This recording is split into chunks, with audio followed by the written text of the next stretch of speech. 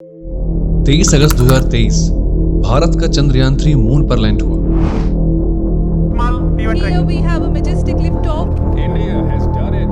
Indian Space Research Organization. तब Bharat moon के south pole पर पहुंचने वाला पहला देश बन जाता है। आज कई देश स्पेस एक्सप्लोरेशन में लगे हुए हैं, लेकिन इस स्पेस एक्सप्लोरेशन की शुरुआत होती है एक वॉर से, द कोल्ड वॉर। 1945 में जब वर्ल्ड वॉर II खत्म हुई, ठीक उसी समय यूएस और यूएसआर के मध्य शुरुआत होती है कोल्ड वॉर की। ये दोनों देश सुपर पावर की होड़ में लग जाते हैं और यहीं से स्पेस रेस की शुरुआत होती है। स्पेस रेस की इस होड़ में जीत होती है यूएसआर की जब 12 अप्रैल 1961 को यूरी गागरिन पहले अंतरिक्ष यात्री बनकर पूरे विश्व को अचंभित कर देते हैं।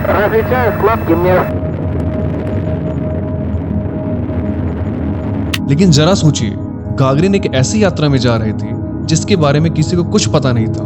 आज तक वो जगह किसी ने नहीं देखी थी। वे एक ऐसे यान में जा रहे थे जिसमें इमरजेंसी रेस्क्यू सिस्टम ही नहीं था। लेकिन इस यात्रा से कई प्रश्नों के उत्तर भी मिलने थे। क्या मनुष्य अंतरिक्ष में जीवित रह सकता है? क्या अंतरिक्ष यान से स्पेस की यात्रा संभव है? क्या अंतरिक्ष यान अर्थ से कांटेक्ट में रहेगा? और अगर रहेगा तो ये कांटेक्ट कितना इफेक्टिव रहेगा? और क्या अंतरिक्ष यान की सुरक्षित वापसी हो पाएगी या नहीं? लेकिन इस यात्रा के बाद इन सभी सवालों के जवाब मिले और साथ ही कुछ अनजाने सवालों के जवाब भी मिले।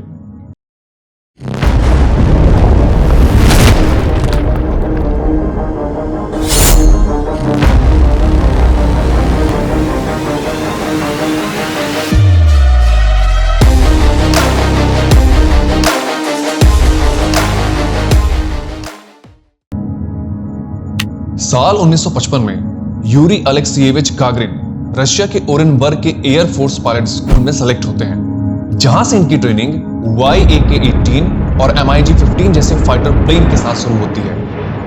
फिर 1957 में लगभग 166 आवर्स के फ्लाइंग एक्सपीरियंस के साथ as a fighter pilot graduate होते हैं और 5 नवंबर 1957 को सोवियत एयरफोर्स में लेफ्टिनेंट के पद पर इनका चयन हो जाता है। ये वही साल था जब अक्टूबर 1957 को सोवियत यूनियन द्वारा पहला आर्टिफिशियल सैटेलाइट स्पुतनिक 1 लॉन्च किया जाता है और स्पेस रेस की शुरुआत हो जाती है। अमेरिका सांस भी नहीं ले पाता है और अगले ही महीने 3 नवंबर 1957 को सोवियत यूनियन स्पुतनिक 2 लॉन्च कर देता है, जिसमें लाइका नाम के डॉग को स्पेस में भेज दिया जाता है। फिर 1959 को यूएसआर 3 मून मिशन लॉन्च करता है, लूना 1, लूना 2, लूना 3। यानी स्पेस रेस में सोवियत यूनियन अमेरिका से बहुत आगे निकल जाता है। ठीक इसी साल 1959 में लूना 3 की लॉन्चिंग के बाद यूरी गागरिन अगले स्पेस प्रोग्राम के लिए अपना इंटरेस्ट दिखाते हैं। इसके बाद मॉस्को के central aviation scientific research hospital में उनका मेडिकल टेस्ट हुआ। यह टेस्ट एक कमेटी लेती है जिसमें सुनिश्चित किया जाता है कि पायलट की एज 25 से 30 वर्ष के बीच हो, उनका वेट 72 किलोग्राम से कम होना चाहिए, साथ ही हाइट 5 फीट 7 इंच से कम होनी चाहिए। गागरिन 5 फीट 2 इंच के थे। यह सब इसलिए किया गया क्योंकि वोस्टोक 1, जो कि वही स्पेसक्राफ्ट था जो इंसानों को स्पेस पर ले जाने के लिए बनाया गया था, उसके अंदर जगह काफी कम थी। वोस्टोक 1 एक स्फेरिकल मॉड्यूल था जिसका मास 2.46 टन और डायमीटर 2.3 मीटर था। इसकी लंबाई 2.25 मीटर और चौड़ाई 2.43 मीटर थी, यानी कि इसमें सिर्फ एक ही व्यक्ति के लिए जगह थी। गागरिन के जैसे कुल 154 पायलट्स को शॉर्टलिस्ट किया जाता है और इन्हें नाम दिया जाता है कॉस्मोनॉट्स। बाद में सोवियत गवर्नमेंट इनमें से 20 कॉस्मोनॉट्स को ही अप्रूव करती है। इनकी ट्रेनिंग मॉस्को के खोडियंका एयरफील्ड में 15 मार्च 1960 से शुरू होती है।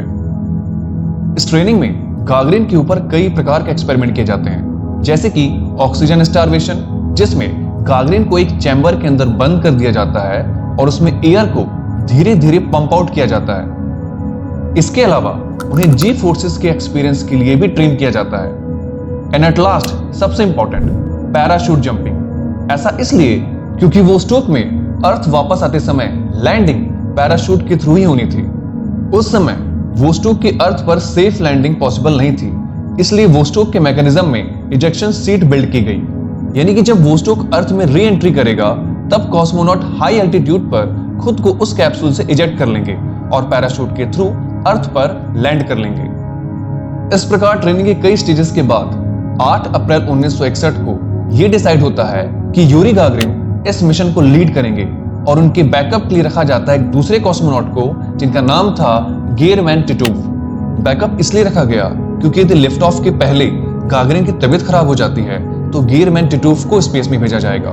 फिर आता है 12 अप्रैल 1961 का वो आइकॉनिक डे जहां से स्पेस एज की शुरुआत होती है। सुबह 6:07 पर वोस्टोक 3K3 यानी कि वोस्टोक 1 को कजाकिस्तान के बाइकोनर कोस्मोड्रोम से लॉन्च किया जाता है।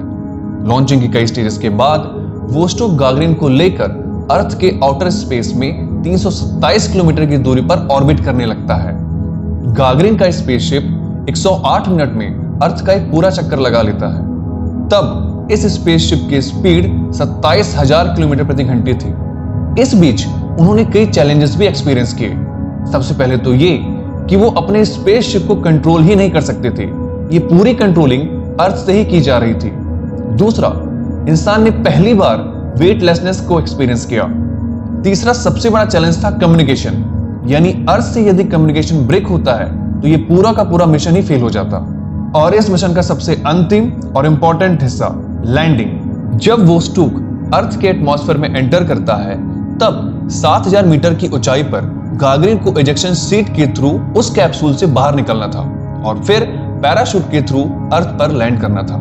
यह सब कुछ पॉसिबल हुआ और इसी दिन यानी 12 अप्रैल 1961 को 10:55 पर यूरी गागरिन अर्थ पर सुरक्षित रूप से लैंड कर जाते हैं। गागरिन सोवियत यूनियन के सराटोव रीजन में पैराशूट से लैंड करते हैं, जहां कुछ फार्मर्स उनके स्पेस सूट को देखकर आश्चर्यचकित हो जाते हैं। इस फ्लाइट के बाद गागरिन एक इंटरनेशनल हीरो बन जाते हैं। कई देश उन्हें अपने यहां आने के लिए इनविटेशन भेजते हैं, लेकिन रशिया की इस जीत से बौखलाया अमेरिका कभी भी गागरिन को अमेरिका नहीं बुलाता है। अपनी फ्लाइट के दौरान गागरिन ने कहा था कि अर्थ इज ब्लू,